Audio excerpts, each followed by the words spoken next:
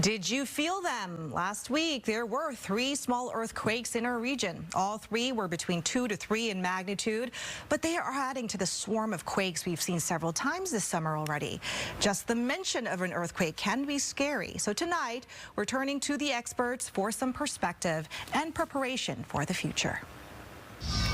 I'm joined now by Aaron Worth, a seismologist in the USGS Seattle office. Aaron, thank you for joining us. Happy to be here. A 2.3 magnitude quake hit near Big Lake Friday morning. As you know, it followed a 2.9 magnitude quake near Mount Vernon on Thursday. Now, these smaller quakes don't always make the front page news, so what should we know really about these quakes?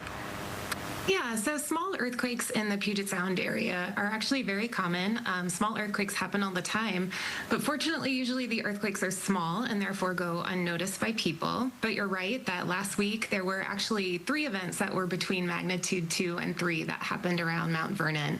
So there was the magnitude 2.9 on Thursday night, shortly followed by a magnitude 2.2, and then the magnitude 2.4 very early Friday morning. And so again, these are common. I think there were about 150 people that reported feeling that magnitude 2.9, but the shaking was pretty weak, sort of like maybe a passing truck would feel going by your house. Right, and I'm glad that it was a small one, but when you hear the word earthquake, it makes a lot of us feel nervous. What would you say to people like me and others who are saying, oh gosh, another swarm of earthquakes? What does it mean for the future? Yeah, and again, this really isn't too unusual for our region, and small earthquakes might continue to occur in the Mount Vernon area, and that would still be within their normal range.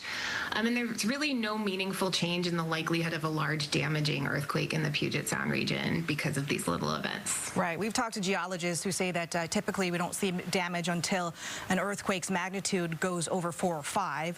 When was the last time we saw something like that in Western Washington? Yeah, so I guess the last significant earthquake that probably a lot of people remember is the 2001 magnitude 6.8 Nisqually earthquake.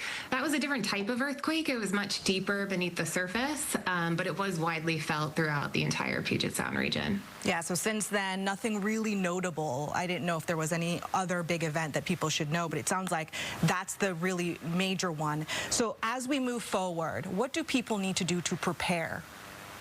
Yes, so small earthquakes like this are actually always a great reminder that we do live in earthquake country, and there are some things that people should do to prepare. This is a great time to develop or review your emergency plan and your emergency supply kit based on local guidelines. Also, in October, we have the Great Washington Shakeout earthquake drill that is coming up on October 16th, and so that's a great opportunity to practice what you would do in an earthquake, which is drop, cover, and hold on. And again, events like this just serve as a great reminder for the things that we should be doing to prepare. Yeah, absolutely. Aaron, thank you so much for your time and talking about this important topic. Thanks for having me.